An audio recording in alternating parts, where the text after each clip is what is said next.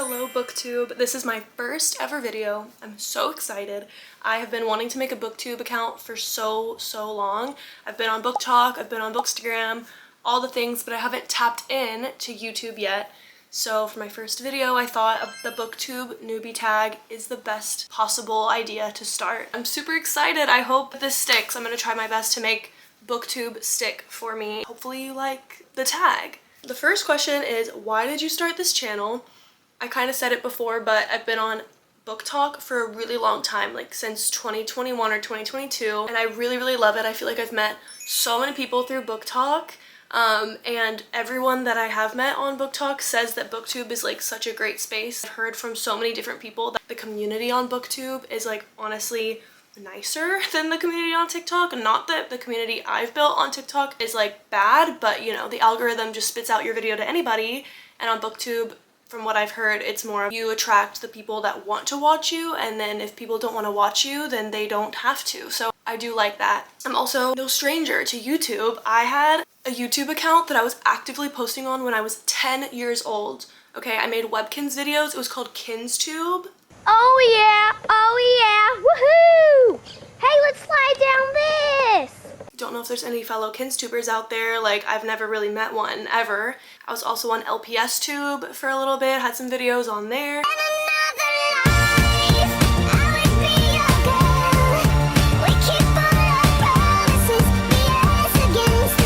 I was popping out the content at 10.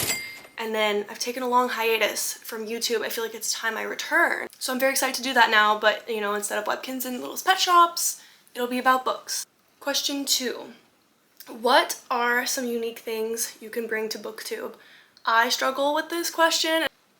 It's not that I'm not unique, because I am, of course, but I do want to follow, you know, the typical trends of videos, because like that's what inspires me. But I do think I can bring a sense of like peace to some people, because I have a full-time job. Something that's not overly unique but comforting is maybe to find a creator that has a realistic expectation as far as like how much can I read, how much can I do. Maybe you can find some comfort in that if you also suffering. We're in this together. Question 3. What are you most excited about for this channel? Being able to talk longer. Obviously, I want to be able to show like more of myself and like more of my life than I can on Instagram or TikTok or whatever. And there's also just like something a little bit less intimidating if I'm posting and there's not too many people watching. Because I mean, right now, at the time I'm posting this, I think I have like 30 subscribers. So it's really not a lot of pressure. Whereas if I was to post something like on my TikTok, way more people would see it. So I think that's something I'm excited about. Question 4, why do you love reading? I mean, I know the most basic answer of all time is insert yourself into a different world, which is so true. My battery died, but I like reading for different reasons depending on the genre I'm reading. So if I'm reading fantasy, it is more of that kind of cliche answer where like I love being set foot in a new fantastic world with just a whole lot of magic and stuff like that. I've always loved Harry Potter, Lord of the Rings, Game of Thrones, everything like that. Like fantasy I really love, and I feel like I read mostly fantasy. I read romance for 2 reasons. 1, I'm like a hopeless romantic and I love a good yearner. I love yearning. I love it for summer reads. I love it for cozy winter reads. And I'm also writing a romance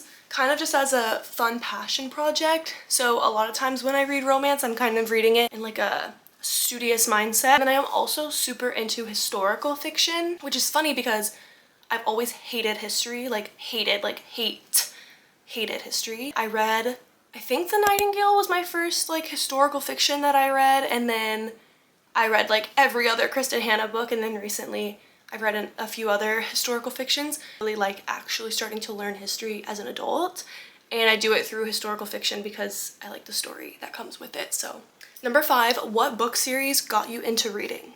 Okay, well, I am quite basic when it comes to that. So I started getting back into reading in college, and so I was loving the Addicted Calloway Sister series. That was like one of the first series that really had me by the throat. Like I was obsessed. I read the Twisted series by Anna Huang, obviously, and then for fantasy, ACOTAR was my first series that got me into reading fantasy. What questions would you ask your favorite booktubers? I want to know, how do you remember to vlog? Like, how do you remember to vlog? Because I feel like I have friends that are on BookTube and they're always whipping out their camera at the perfect time and I just never know when to do that. So one, how do you remember? And then two, how are you not afraid to film yourself in public? Because I'm even scared right now filming this in my room that I live in because I have a roommate. Number 7, what challenges do you think starting a BookTube channel will be the hardest to overcome? Even though this is one part that I said I liked, I also am a little bit, there's good and bad to it, is the part that's who's listening, you know what I mean? Like, am I talking into a void, or will there be people that find my channel? I don't know, because I'm used to TikTok where someone will see it, like someone will see it, but on BookTube, I think it will be a challenge to like spend so much time making these videos because this is it's a lot more work than a TikTok where you just like think of something in the moment and post it. A BookTube is a lot more effort, and so it's like, am I shouting into the nothingness, or are there people that are watching? I don't know. And also, consistency. I'm doing this over my Thanksgiving break, like starting this, because I'm a first grade teacher. So every single day is like the most tiring day of my life, like genuinely. So when I have a week off, it's easy, but I'm just, consistency gets scary when you have such a demanding job. Number 8, when did you start reading? Okay. In elementary school, I read all the time. I was a warrior cat girl, okay? Warrior cat girl. I was a ThunderClan girl. I read, of course, more than that, but Warriors really took over my life, and there are so many books, so much lore within that series that, like, once you really get in it, like, it's hard to branch out. And then I think middle school, high school, I unfortunately got really caught up in the, like, insecurities of, like, what is everyone else doing and how can I be like them? And nobody was really reading, you know what I mean? So I was just so worried about doing what everyone else was doing that I kind of took a step away from reading. And then during college, I came back to my roots. So college is when I started reading, pandemic, just like a lot of people did. And I picked up, of course, like the very, very first books that you pick up when you discover Book Talk randomly after not reading. So I read all the Colleen Hoover books, of course. Like, I read all of the very beginning Book Talk classics. And I'm grateful for those books, even if I reread them and wouldn't like them. Number 9, where do you read? I read any place, for real. Like, usually I read at home. I go to coffee shops every single day, like almost. Like, there was a day last week I went to 4 coffee shops in a day. Like, I love coffee shops. So probably if I ever start doing like book vlogs and stuff like that, you will see many coffee shops. That's my favorite place to read, is a coffee shop. And then I also am guilty of bringing my Kindle to work. If, 20 minutes for lunch, I'm gonna read that. 10, what kind of books do you like to read?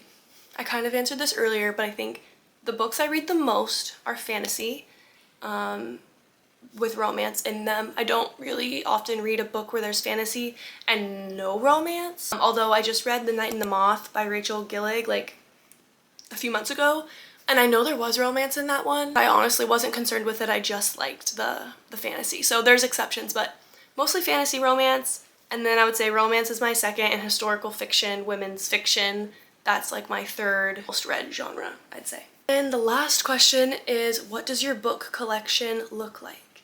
Well, they're kind of everywhere. I have one shelf here. I have a smaller shelf on the other side of my room. I have books in my kitchen. And then at my house, at my mom's house, I have so many books that I didn't want to take with me after graduating college. So I have books scattered everywhere. Those are all the questions, so hopefully you can stick around. Maybe some people will give me some advice in the comments of how to remember when to vlog, and I can piece some things together. And just recently I went to Charleston with 2 of my friends, and we sort of kind of went to Y'all Fest, but like not for a long time. Anyway, all of those things could have been so good in a vlog, but I just never remember when to pull out my camera. So leave your tips, please help. Hopefully I'll see you in the next video.